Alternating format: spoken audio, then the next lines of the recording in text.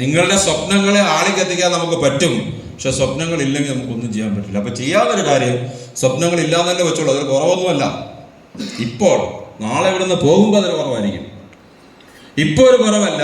ഇവിടുന്ന് സ്വപ്നങ്ങളൊക്കെ ഉണ്ടാക്കി, സ്വപ്നങ്ങളൊക്കെ എഴുതി, സ്വപ്നങ്ങളിൽ കുറച്ചുകൂടെ ഫോക്കസ് ചെയ്ത് അതിനേക്കാളും കൂടുതൽ ചെയ്തിട്ട് നിങ്ങൾ ഇവിടുന്ന് കൊണ്ട് നിങ്ങളുടെ ജീവിതത്തിൽ നിങ്ങളുടെ വിധി എന്താണോ അത് നിങ്ങൾക്ക് നിശ്ചയിക്കാൻ പറ്റും. A.R. റഹ്മാൻ ഒരു ഇന്റർവ്യൂവിൽ ചോദിച്ചു അദ്ദേഹത്തിനോട്, do you believe in destiny?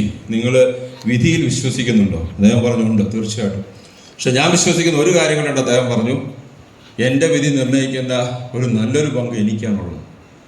നമ്മൾ വിചാരിക്കുന്നത് നമ്മൾ അമ്പലത്തിൽ പോയി പ്രാർത്ഥിച്ചിട്ട് ദൈവത്തിന് എന്തെങ്കിലും ഗുണമുണ്ടോ ചെയ്യട്ടെ, അതുകൊണ്ട് നമ്മുടെ വിധി വേറെ ആരോ നിർണ്ണയിക്കും. അങ്ങനെ ഞാൻ വിശ്വസിക്കുന്നില്ല. എൻ്റെ വിധി നിശ്ചയിക്കുന്നത് ഞാനാണ്. അതിനെനിക്ക് നല്ലൊരു പങ്കുണ്ട്. എൻ്റെ കർമ്മങ്ങൾക്കൊക്കെ അതിനകത്ത് വേറെ പങ്കുണ്ട്. പക്ഷെ എൻ്റെ വിധി, അതിനകത്ത് വലിയ നേട്ടങ്ങൾ ഉണ്ടാക്കാനായിട്ട് എനിക്കത് ക്രിയേറ്റ് ചെയ്യാനും റീക്രിയേറ്റ് ചെയ്യാനും വർക്ക് ചെയ്യാനും റീവർക്ക് ചെയ്യാനുള്ള അധികാരവും അവകാശമുണ്ട്. അതാണ് നമ്മൾ ചെയ്യേണ്ടത്.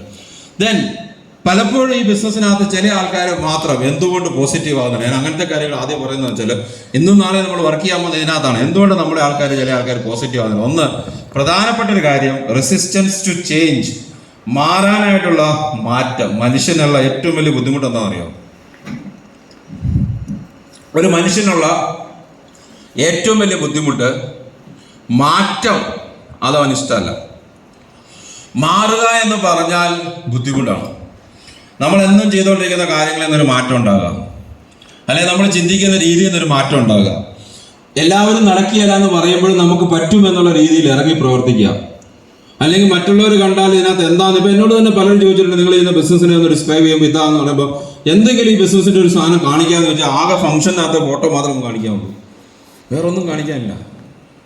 ഞങ്ങളുടെ കോട്ടയത്തെ ഈ ക്രിസ്ത്യൻ സഭകൾ ഇഷ്ടം പോലെ ഉണ്ട്, എല്ലായിടത്തും ഉണ്ടാവും. അവരിങ്ങനെ ഈ സാക്ഷ്യം പറയും, കേട്ടില്ലേ പാസ്റ്റർമാർ. അപ്പോൾ എന്നെ